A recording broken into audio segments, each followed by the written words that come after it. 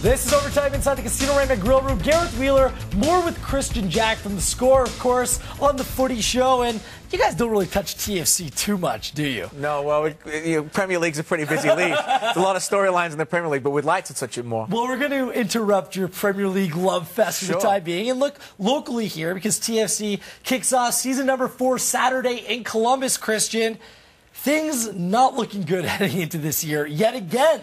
Yeah, again, that's the big problem, isn't it? Once again, you know, fourth year, you touched on it, and I think we've seen before with Seattle last year how it isn't as difficult as maybe Mo Johnson would allow us people to believe to maybe make a successful team in this league, and unfortunately they're hamstrung against the cap. I know it's gone up a little bit now with the new CBA, but the major question marks, they've had a terrible camp, only scored 1 goal in 6 games against MLS opposition.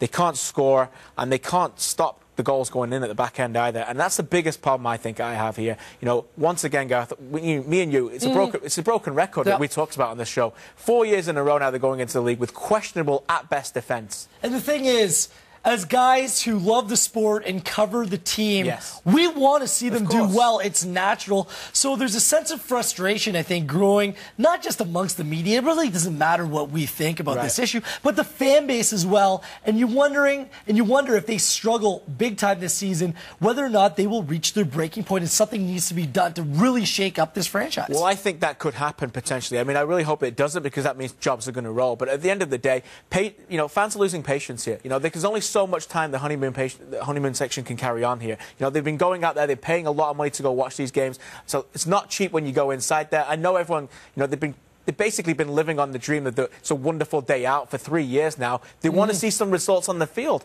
And, you know, that means quality on the field. They've got Julian de Guzman in there. They've got Dwayne De Rosario. But they don't have good defenders around them. They don't have, you know, strikers who are going to score 15 to 20 goals in this league. And I think they're going to struggle. It's not that difficult to get in the playoffs in the MLS, yet they've not done it for 3 years. And the current squad they've got right now, they're not going to get there again. Well, is there any way that Mo can add to this team to make them, put them in the playoff conversation at least, Kristian? Well, I think they're in the conversation. I mean, it's not that we've seen over again, you know, the teams that are quite poor can make it into the playoffs, but I still believe, in my opinion, that they're not going to make it. But he's hamstrung himself. You know, what's happened here, he's given outrageous contracts to average at best players, and they're close to the cap more than any other team in the league. They've got no flexibility. That's why they haven't been able to do anything in this winter. They've been protected by the fact that they've been waiting for the CBA. Other teams have been organising themselves, getting them ready for the season. He hasn't done it because he hasn't had the flexibility. We've seen good players move on, and now Preki's the coach there, and it's really most players. Preki still hasn't been able to put his stamp on this team. It's a mess. We'll be down there covering the team in Columbus on Saturday. Make sure you check out the Score on Sunday for Liverpool-Sunderland.